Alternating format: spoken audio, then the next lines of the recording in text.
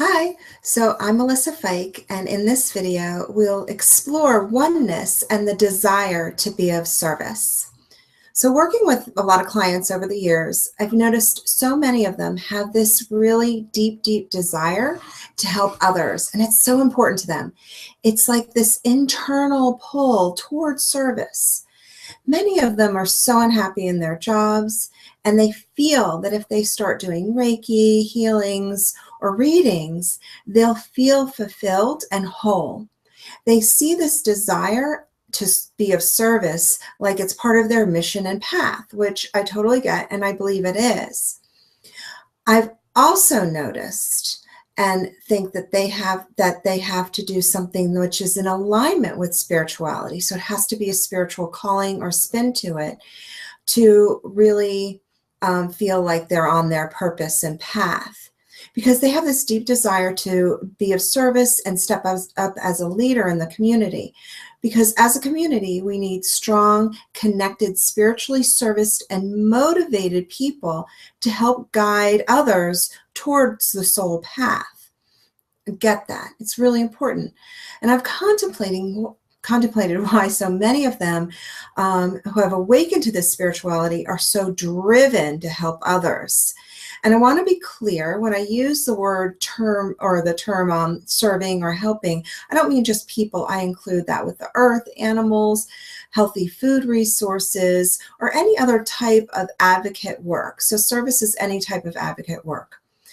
The reason those who have not been woken up to the spiritual path are not as interested in pursuing the service path, or they seem to be more self-focused, is because they're just not connected to their soul's voices strongly. And they're working from that ego's brain. And that's all okay. It's just to be in that space. There's nothing wrong with identifying with the ego and the ego's desires. There's nothing wrong with that. Just giving you an understanding. So let's get back to that desire to serve others. That deep desire to serve others comes from the energy of oneness. Oneness is one of those few universal truths. We're all one, and we all are one, and our consciousnesses are interconnected. And what happens is that we're connected in all levels. And in that oneness, in that interconnected and interrelated energy, we only know that. And since that energy is around you, your energy around you and your auric field is in constant movement and continually interacting with the world, there's no separation between energy fields. And we know this. The molecules and energy in my body are interacting right now with the molecules in the chair. And that physical body is what makes us feel separate and not part of the whole, right? So since we're constantly connected energetically, love and oneness is a powerful energy, and we feel this pull toward that oneness. So we start to recognize, even if it's an unconscious realization, that if we love a person, then we're loving ourselves. It's that deep connection and oneness that seems to elude us on the earth plane that we seem to be driven to look for. We feel as if there's this barrier between us and everything around us. We know on a deeper level there's oneness, but it doesn't feel like it's part of us. It feels, and that's really kind of confusing, because guess what? In the spiritual world, we were used to being intertwined and interconnected. And this is why we desire oneness, because we really feel this deep connection. And in the oneness, we start to recognize our divinity. And it's because it's always with us. And we're always present in that divine energy of oneness. And when we're called to be of service, we're acknowledging our desire to be back in that oneness and to serve and be one in service. This truth is a deep knowingness that we are all connected and we're all one. The earth plane is all about duality, and that separation that we feel. So we feel separate from everything here. We have separate houses, separate political parties, separate cultures, separate religions.